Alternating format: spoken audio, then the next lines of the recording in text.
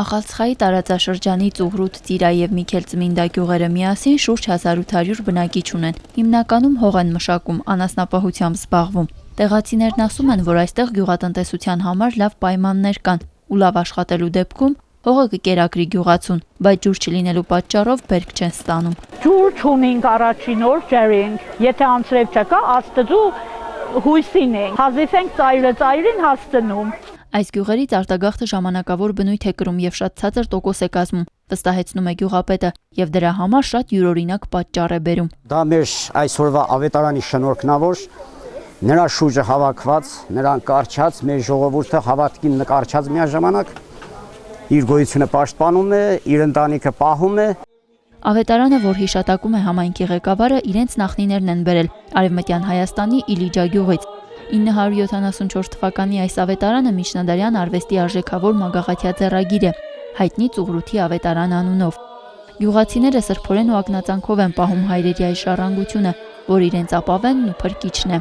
Գիրքն այժմ Ծուղրութի Սուրբ Սիոն եկեղեցում է պահվում։ Սովետի ժամանակ իշխանները գյուզեց է դալել, բայց գյուղացիք մի մարդը նման կայնում։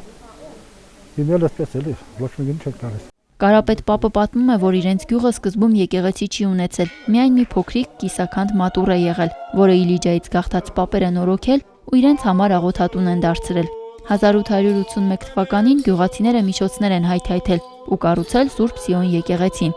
Խորհրդային տարիներին թեև պահեստի է վերածվել, սակայն ուխտավորի պակաս երբեք չի ունեցել։ 1990-ականներին սրբավայրը վերանորոգվել ու բացվել է։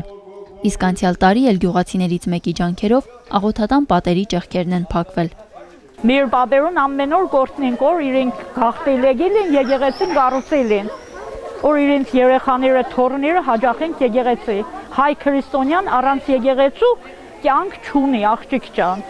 Տարածաշրջանի հոգևոր տեսուչ Տեր Հակոբ Աբեղասահակյանն ու հոգևոր հովիվ Տեր Մովսես Քահանա Մանուկյանը մշտապես այցելում են գյուղ, պատարակ մատուցում, հոգևոր զրույցներ անցկացնում։ Վիրահայոց թեմի առաջնորդ Տեր Վազգեն եպիսկոպոս Միրզախանյանը եւս պարբերաբար այցելում է գյուղեր։ Գյուղացիների միակ խնդրանքն այն է, որ իրենք մշտական հոգևորական ունենան։ Եկեղեցին մարդկանցով է եկեղեցի։ Եկեղեցին ձեզանով է եկեղեցի, սիրելիներ։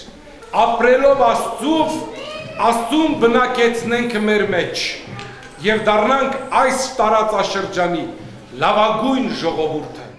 Հոգևորականների ուշադրությունը տեղացիներին մեծ հույս է տալիս։ Նրանք վստահ են, որ կգա օրը, երբ ջավախք աշխարհում կվերականգնվեն քրիստոնեական բոլոր ավանդույթները։